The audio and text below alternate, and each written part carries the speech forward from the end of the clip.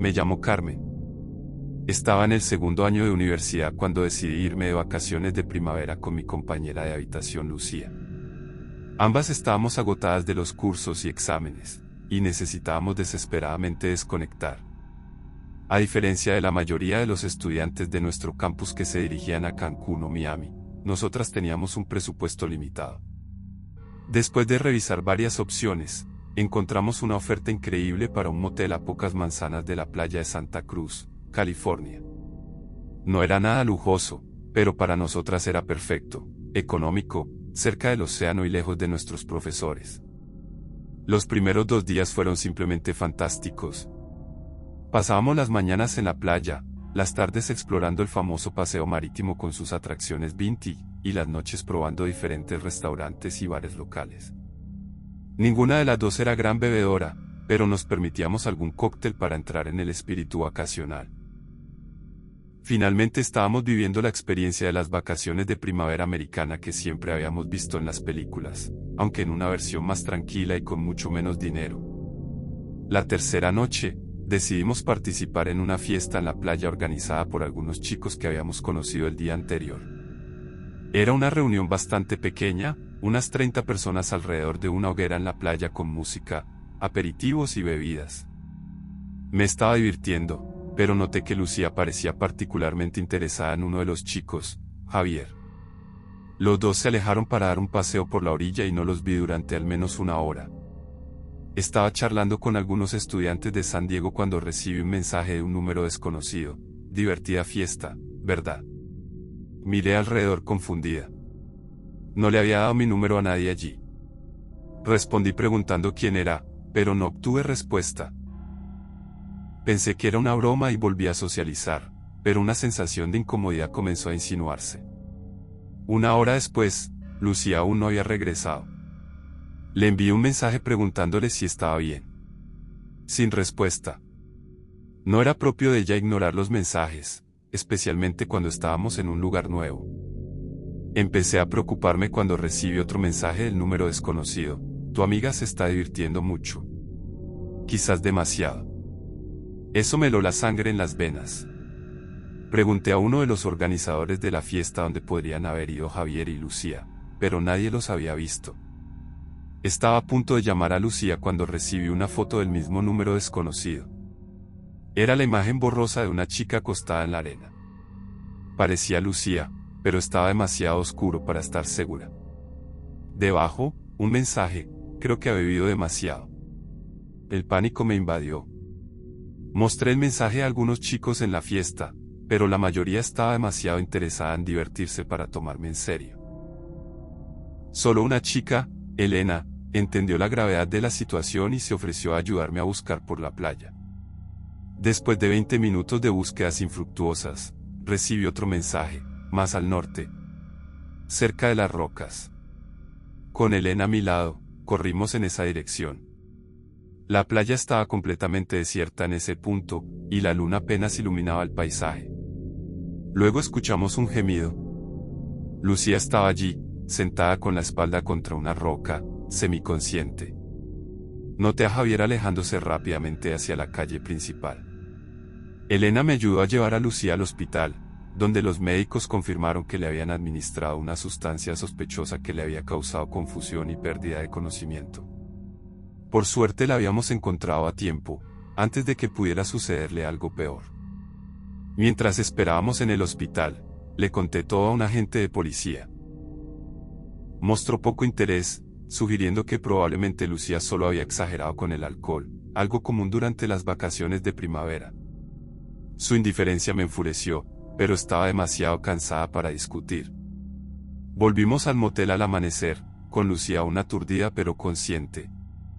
Decidimos que partiríamos ese mismo día, pero necesitábamos descansar unas horas antes de hacer las maletas. Cerré con doble llave la puerta de la habitación y me dejé caer en la cama exhausta. Me desperté sobresaltada a las 11 cuando sonó mi teléfono. Era un mensaje del mismo número: lamento que la noche terminara así. Os espero para tomar algo en el Seaside Bar esta noche. Seguido inmediatamente por otro: tengo las llaves de vuestra habitación 118. No deberíais dejarlas en la cerradura mientras dormís. Me precipité a revisar la puerta, la llave ya no estaba. Desperté a Lucía y llamé inmediatamente a recepción, que envió a un encargado de mantenimiento para cambiar la cerradura. Mientras tanto, recibí otro mensaje: he tomado unas bonitas fotos mientras dormíais. Esta vez fui directamente a la comisaría principal de la ciudad, no a la oficina turística donde habíamos estado la noche anterior. Mostré todos los mensajes y expliqué lo sucedido.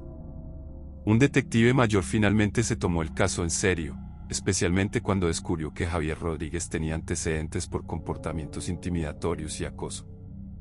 La policía localizó a Javier en la primera hora de la tarde. En su apartamento encontraron varias llaves de motel robadas y, lo más inquietante, un álbum de fotos de chicas dormidas o en estado de inconsciencia. Aparentemente, operaba así desde hacía años durante las vacaciones de primavera. Identificaba a turistas solas o vulnerables, las drogaba y luego las fotografiaba o algo peor. El resto de nuestras vacaciones lo pasamos dando declaraciones a la policía y cambiando continuamente de habitación de motel por seguridad. Descubrimos que Javier no actuaba solo, su compañero de piso, que trabajaba como recepcionista a tiempo parcial en nuestro motel, era cómplice y había proporcionado las llaves de las habitaciones. Durante el vuelo de regreso, Lucía y yo permanecimos en silencio la mayor parte del tiempo. Ambas nos sentíamos violadas, aunque habíamos logrado evitar lo peor. Lo que debía ser una semana despreocupada se había transformado en una pesadilla. Las vacaciones de primavera que todos describían como el periodo más divertido de la vida universitaria habían sido para nosotras una experiencia traumática. Una semana después del regreso, mientras estaba en la biblioteca estudiando, recibí una notificación en Instagram. Alguien con un perfil privado y sin fotos había comenzado a seguirme. El nombre de usuario era Recuerdo Santa Cruz. Con manos temblorosas, bloqueé el perfil y cerré inmediatamente la aplicación. Algunos recuerdos de las vacaciones de primavera es mejor dejarlos atrás para siempre, pero la sensación persistente de vulnerabilidad que me dejó esa experiencia temo que permanecerá conmigo mucho más tiempo de lo que jamás hubiera imaginado.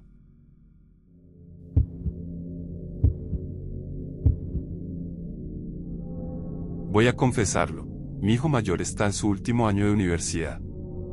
Es un chico brillante, siempre ha sido responsable. Estoy un poco preocupado por él en este momento porque decidió pasar las vacaciones de primavera en un viaje de acampada en el Parque Nacional Canyonlands en Utah, en lugar de venir a casa como suele hacer. Me tomó por sorpresa cuando me lo comunicó, pero intento respetar sus decisiones. Su madre ha estado enfrentando problemas de salud últimamente, y para ella habría significado mucho tenerlo aquí, pero supongo que prefiere la aventura con sus amigos de la Asociación Ecologista del campus. No puedo culparlo. Yo era exactamente igual a su edad, y veo mucho de mí en él. Esta situación me hizo recordar algo que no evocaba desde hace años, una historia que estoy a punto de contar. Curiosamente, fue mi propio hijo quien me sugirió que escribiera mis experiencias, así que quizás algún día lea este relato. Me gradué en Berkeley, promoción del 97. Era un apasionado de la geología y pasaba cada momento libre explorando parques nacionales. Era una época diferente, éramos todos idealistas, queríamos cambiar el mundo a través de la ciencia y la conservación. En mi tercer año, hice algo impulsivo.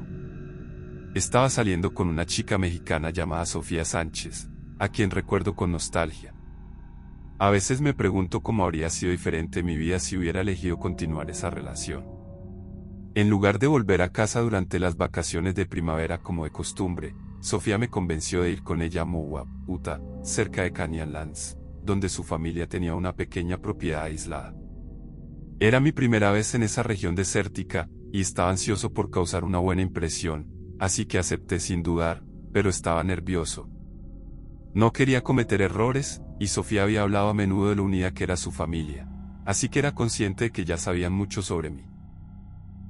Afortunadamente, mi ansiedad resultó infundada, ya que me integré inmediatamente con todos, y parecía que me apreciaban. La mayor parte de las vacaciones consistió en ayudar a su familia con algunos trabajos en la propiedad, pero tuvimos tiempo para algunas excursiones por nuestra cuenta. Eran las vacaciones de primavera, después de todo. Una de estas fue una caminata a través de una zona remota de Canyonlands, un lugar poco frecuentado por los turistas. Un pequeño detalle interesante, Canyonlands es uno de los parques nacionales menos visitados de Estados Unidos, a pesar de su belleza impresionante. El tío de Sofía nos llevó hasta el inicio de un sendero y nos dejó allí. Ambos éramos aventureros, así que ciertamente aprovechamos el momento de libertad. El plan era hacer una caminata, disfrutar del paisaje y fotografiar formaciones geológicas raras. Habíamos preparado todo, se perfilaba perfecto, pero rápidamente descubrimos un problema. El sendero que queríamos recorrer estaba cerrado. No recuerdo exactamente por qué, quizás derrumbes, mantenimiento, algo así, pero recuerdo que Sofía estaba realmente decepcionada. Intenté calmarla sugiriendo otros senderos, pero ella estaba firme.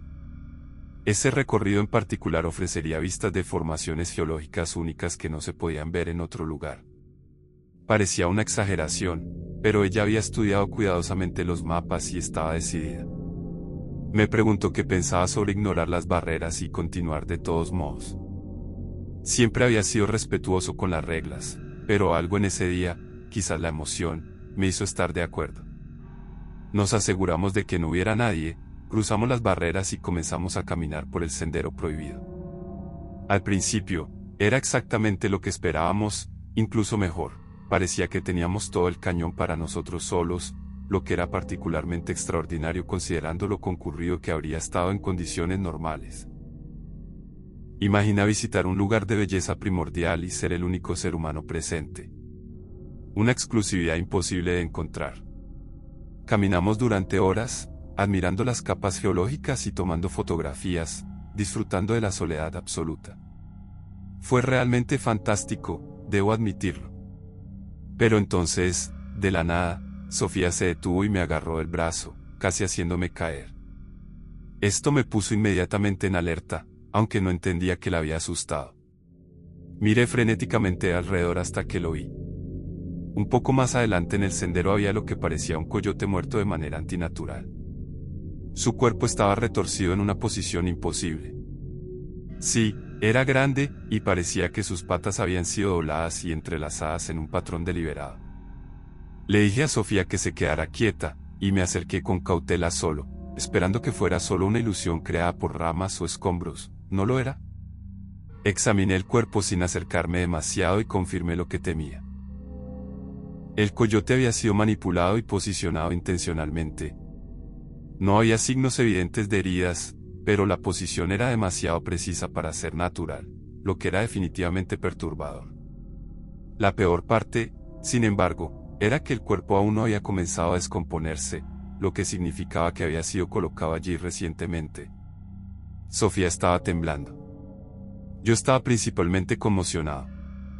Traté de tranquilizarla diciendo que probablemente era obra de algún excursionista perturbado que había encontrado al animal ya muerto, aunque no podía explicármelo completamente a mí mismo. Le puse un brazo alrededor de los hombros y la guié más allá del cuerpo, tratando de desviar su atención. Todo en lo que podía pensar era en poner distancia entre nosotros y ese inquietante descubrimiento. Caminamos en silencio por un rato, y aunque nos alejamos del coyote, estaba claro que el momento mágico se había desvanecido. La adrenalina había borrado mi entusiasmo y tranquilidad. Por muy perturbado que me sintiera, sin embargo, podía ver que Sofía estaba significativamente más afectada, y ya no parecía estar disfrutando en absoluto de la caminata. Dijo que quería completar el sendero según lo planeado, pero era obvio que solo quería salir de ese cañón, y no podía culparla. Mientras caminábamos, no podía dejar de preguntarme en qué nos habíamos topado. No tenía sentido. No estaba al tanto de rituales o prácticas locales, pero no podía imaginar que alguien haría algo así por motivos de caza o científicos, y sin embargo no podía encontrar otra explicación. Tal vez era obra de alguien que había aprovechado el aislamiento del sendero cerrado como lo habíamos hecho nosotros. Realmente no lo sabía. Sofía y yo caminamos por otra milla más o menos mientras intentaba levantarle el ánimo, pero nada funcionó. Finalmente, admitió que se sentía incómoda y quería regresar. No discutí, aunque ciertamente temía tener que pasar por ese punto nuevamente, principalmente porque no estaba seguro de cómo le afectaría, y solo quería que se sintiera segura. Retrocedimos sobre nuestros pasos, y podía sentir que nos acercábamos al punto donde habíamos visto al coyote. Le dije a Sofía que mantuviera la mirada hacia el lado opuesto del sendero, y así lo hizo. Me preparé mientras dábamos la última curva, pero cuando el lugar quedó a la vista, el coyote ya no estaba allí. Alguien lo había movido. Mi corazón comenzó a acelerarse, e instantáneamente comencé a escanear las rocas circundantes, aterrorizado de que alguien estuviera escondido entre ellas. No estaba preparado para lo que vi después. En lugar de una persona, noté algo en una pequeña alcoba en la pared rocosa. Era un pequeño altar improvisado. Había piedras dispuestas en círculo, y en el centro estaba lo que parecía un viejo juguete infantil manchado con un líquido rojizo. Junto a él había fotografías descoloridas, tan viejas y dañadas que era imposible distinguir qué representaban. No pude evitar jadear cuando lo vi, lo que hizo que Sofía levantara la mirada. En cuanto lo vio, emitió un gemido ahogado. Antes de que pudiera decir algo más, agarré su muñeca y le dije que corriera. Nos lanzamos a toda velocidad por el sendero, tratando de no tropezar con las rocas. La dejé ir delante de mí, y continué mirando por encima de mi hombro, esperando que alguien nos siguiera. En cambio, un sonido distante resonó desde algún lugar detrás de nosotros. Era una risa infantil, y estaba completamente fuera de lugar en ese cañón desierto. Sentí que Sofía se sobresaltaba y casi tropezaba, y por un segundo pensé que iba a caerse. Soltó un sollozo de pánico e intentó correr aún más rápido, pero ya estaba sin aliento. Mantuve mi agarre en su muñeca, prácticamente arrastrándola mientras disminuía la velocidad. No podíamos detenernos, mi propio pecho ardía, pero teníamos que seguir moviéndonos. Finalmente, Sofía apenas podía correr más, así que tuvimos que reducir la velocidad a una caminata rápida. Me di la vuelta por completo y comencé a caminar hacia atrás, manteniendo los ojos fijos en el sendero detrás de nosotros. Me estaba preparando para cualquier eventualidad. Alguien había creado ese altar, algo había causado esa risa. Estaba 100% seguro de que vería aparecer a alguien en cualquier momento, pero no sucedió nada. El comienzo del sendero finalmente apareció a la vista, y por un breve momento, pensé que estábamos a salvo, pero luego vi a alguien de pie cerca de las barreras mirándonos. Era un guardaparques con una expresión severa. Tan pronto como cruzamos las barreras, comenzó a reprendernos por romper las reglas y nos dijo que tendría que reportarnos. Pero luego miró atentamente a Sofía, quien en ese momento estaba tanto en pánico como físicamente agotada. Le conté al guardaparques todo, sin omitir un solo detalle. Se lo tomó muy en serio. Nos dijo que ambos teníamos que seguirlo. Así lo hicimos. Nos llevaron a una pequeña estación de guardabosques donde un supervisor estaba esperando. Tuve que repetir la historia varias veces, especialmente cuando llamaron a la policía. Sofía no dijo una palabra. Finalmente, el tío de Sofía llegó, y nos fuimos, todavía conmocionados. Nunca supe que encontraron las autoridades o si investigaron a fondo.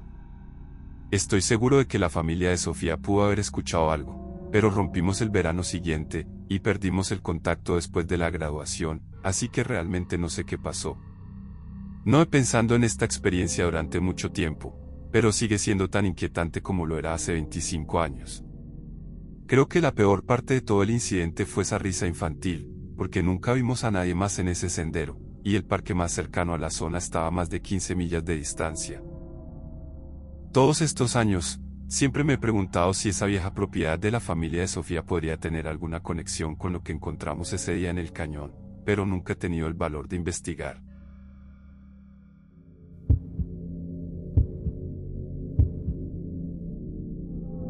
Me consideraría un chico bastante racional. Diría lo mismo de la mayoría de mis amigos. Esto ocurrió el año pasado, así que iré directo al grano. Las vacaciones de primavera se suponía que serían solo yo y mis amigos, Mateo, Valeria y Camila, acampando en una playa aislada en Florida.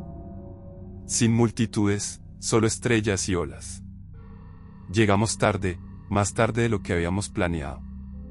Aparcamos en el estacionamiento más cercano y comenzamos a caminar hacia la playa. El lugar estaba completamente silencioso, sin otros campistas, sin pescadores, Nada más que arena vacía extendiéndose por kilómetros, según Valeria, que conocía la zona. Los lugareños a veces usaban esa parte de la playa para pescar de noche, pero esa noche estaba vacía. Todavía no estaba completamente oscuro, pero el sol había comenzado a ponerse, así que teníamos que montar el campamento rápidamente. Mateo y yo comenzamos a armar las tiendas. Como yo había conducido, había traído a mi perro, Lobo. Era un pastor alemán que amaba la arena, así que todos nos divertimos viéndolo correr y revolcarse. En un momento, Camila señaló una camioneta a lo lejos, diciendo que ya había pasado 2 veces. Me giré y vi una vieja Dodge Ram deteriorada que conducía lentamente por el estrecho camino de acceso que corría paralelo a las dunas. El camino de acceso era poco más que una franja de arena compactada, apenas lo suficientemente ancha para un vehículo. De un lado estaba la playa donde estábamos nosotros, y del otro lado había una hilera de palmeras y vegetación costera. ¿No se podían ver las carreteras principales desde donde estábamos? La camioneta pasó y eventualmente desapareció por el camino. Los 4 nos olvidamos de ella y volvimos a montar el campamento, y cuando terminamos, decidimos abrir unas cervezas y charlar en círculo. Las chicas estaban bebiendo agua con gas en lugar de cerveza, de lo cual nos burlamos. Ya estaba casi completamente oscuro en ese momento. No recuerdo quién lo notó primero, pero esa camioneta que había pasado había vuelto de nuevo, solo que esta vez se detuvo cuando estaba paralela a nosotros. La puerta del conductor se abrió y un hombre bajó. Podía decir que era un hombre porque era muy alto, aunque no podía distinguir ninguna característica de su rostro en la oscuridad. Comenzó a caminar hacia nosotros, y las chicas se pusieron nerviosas. Mateo y yo les dijimos que no se preocuparan, y nos levantamos para interceptar al hombre antes de que pudiera llegar a nuestro campamento. Lobo ya estaba en máxima alerta, así que le dije que viniera con nosotros. A medida que nos acercábamos, comencé a notar que el hombre caminaba de manera extraña. Había un ligero tambaleo en su paso, y casi tropezó varias veces cuando estuvimos lo suficientemente cerca. Mateo preguntó, ¿todo bien? Tratando de mantener un tono ligero. El tipo no perdió el tiempo. Inmediatamente dijo que estábamos en su zona privada de pesca. Arrastraba un poco las palabras, y supuse que estaba un poco borracho. Le dije que pensábamos que la playa era terreno público. Ten en cuenta que era realmente improbable que algún tipo tuviera derechos exclusivos sobre la playa. No había carteles de prohibido el paso. En fin. Después de que dije esto, el tipo no respondió. En cambio, sacó un cuchillo del bolsillo trasero de sus jeans. Luego comenzó a gruñir en respuesta al lenguaje corporal del hombre, lo que honestamente debería haber asustado al tipo, dado lo intimidantes que pueden parecer los pastores alemanes. Pero no se movió. En cambio, comenzó a correr hacia nosotros con el cuchillo apuntando. Lobo se lanzó contra él y saltó para atacar el brazo que sostenía el cuchillo, derribándolo. Grité a Lobo que se detuviera, ya que no quería que mi perro resultara herido, pero Lobo logró hacer que el tipo soltara el cuchillo. El hombre gritó de dolor mientras Lobo le mordía el brazo. Silbé para que retrocediera, y me escuchó. Volvió corriendo a mi lado, pero mantuvo sus ojos en el tipo que ahora se retorcía de dolor en la arena. Finalmente, el hombre se levantó tambaleándose y comenzó a correr de vuelta a su camioneta. Mateo y yo volvimos corriendo con las chicas, contándoles todo. Para cuando terminamos, esa Dodge Ram había desaparecido en la noche. Las chicas querían empacar y llevar todo de vuelta al coche, pero había una parte de mí que estaba nerviosa por ese plan. El tipo estaba inestable y ahora herido. No se podía decir qué podría hacer, y no me entusiasmaba caminar en la oscuridad con las manos ocupadas. Valeria hizo un buen punto, sin embargo, diciendo que podría volver con una pistola, así que le dije a Camila que llamara a la policía y les dijera dónde estábamos y qué había sucedido. Una vez que la policía estaba en camino, los 4 comenzamos a caminar hacia el estacionamiento con nuestras cosas. Lobo estaba en máxima alerta, y debo admitir, la única razón por la que me sentía remotamente seguro era gracias a él. Noté luces adelante, cerca de mi coche, y me sentí aliviado pensando que era la policía. Un hombre con uniforme salió del vehículo para tomar nuestras declaraciones, y no estaba preparado para lo que sucedió después. Rápidamente señaló que las llantas de mi coche habían sido cortadas, y me horroricé al descubrir. El oficial sacó su arma y me dijo que abriera el coche, lo cual hice. Revisó el interior y el maletero, pero afortunadamente, no había nadie escondido. Solo después, cuando miramos más de cerca el vehículo del oficial, notamos que no era un verdadero coche de policía sino un coche oscuro con una luz magnética en el techo. El hombre nos ayudó a llamar a un verdadero oficial y a una grúa.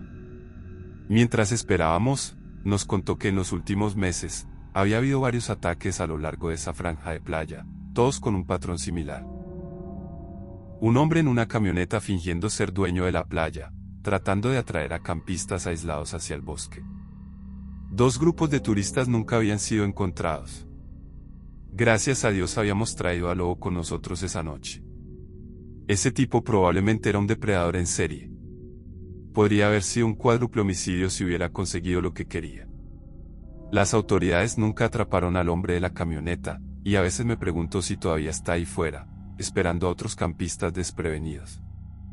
Encontrar un bonito lugar aislado para pasar el tiempo es definitivamente una experiencia increíble, pero ahora sé que conlleva riesgos que nunca había considerado.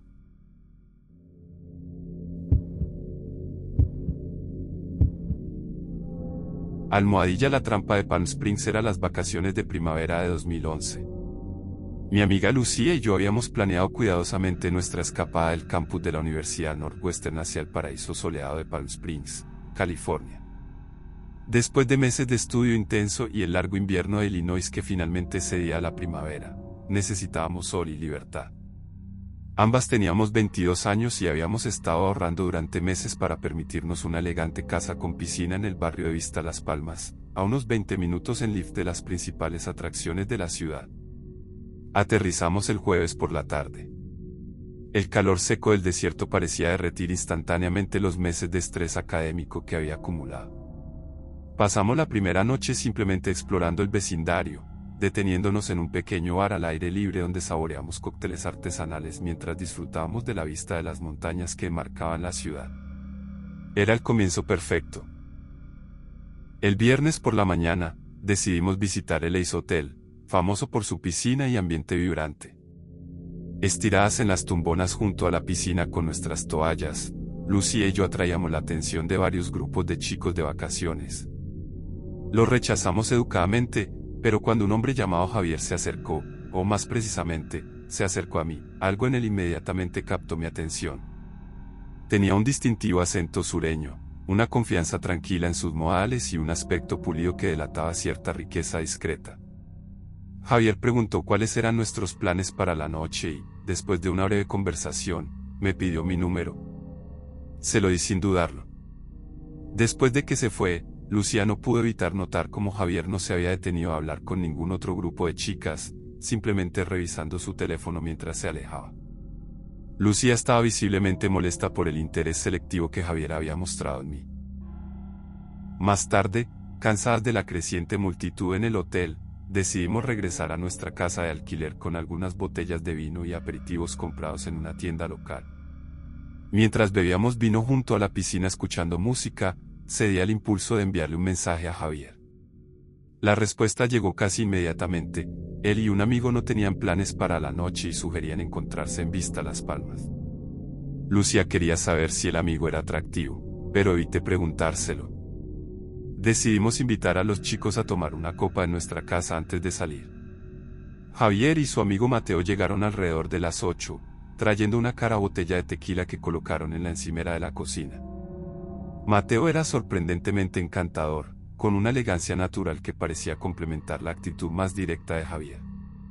Lucía quedó gratamente impresionada. Bebimos en el patio durante aproximadamente una hora. Los chicos eran elocuentes, contando historias de viajes a lugares exóticos y hablando de sus trabajos en finanzas en San Diego. Todo parecía perfectamente normal, pero quizás demasiado perfecto.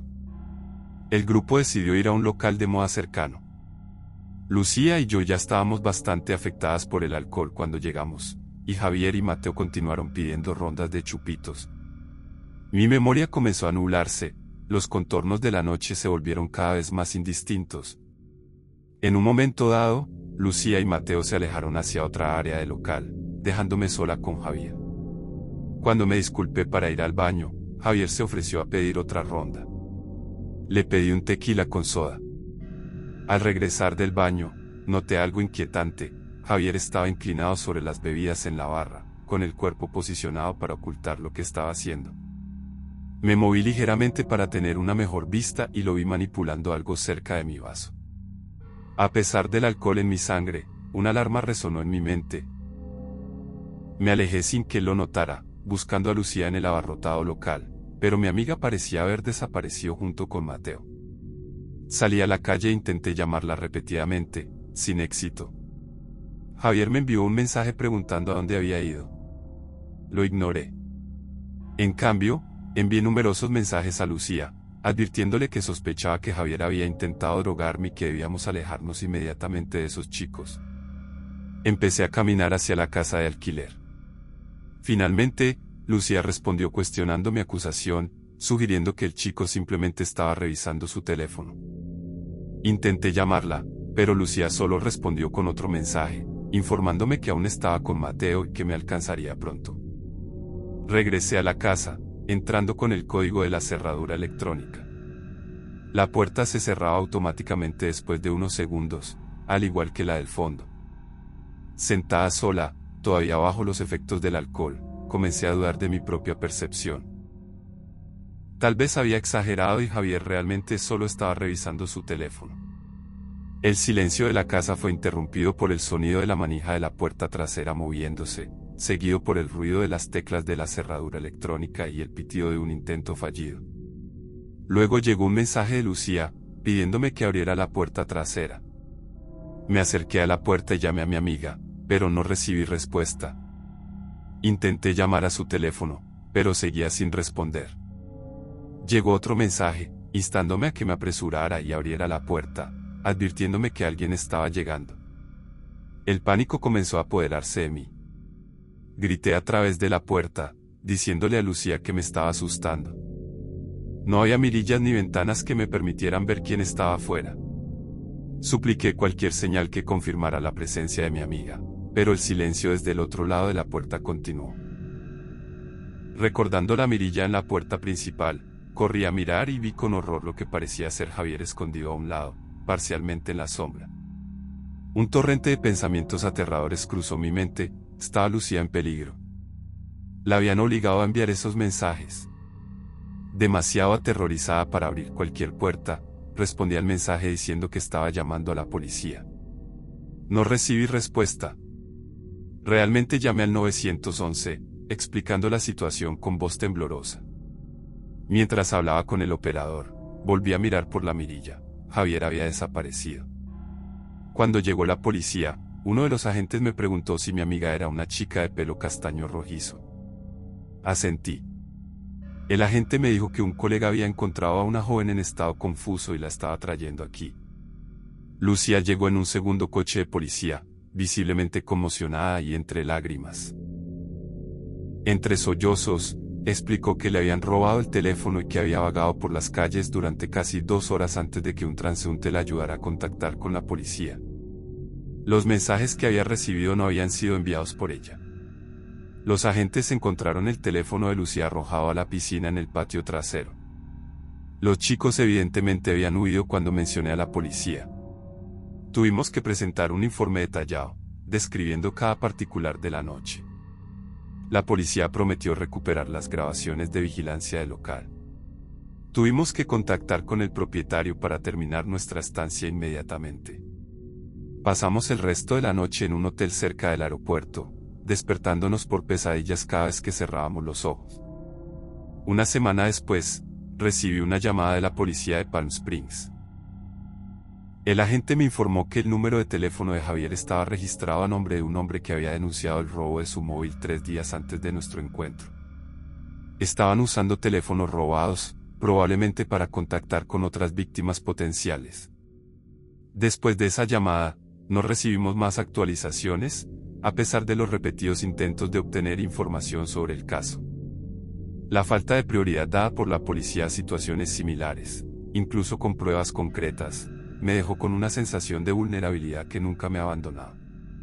Palm Springs, con todas sus palmeras y brillante sol, se ha convertido en mi mente en un lugar de trampas ocultas.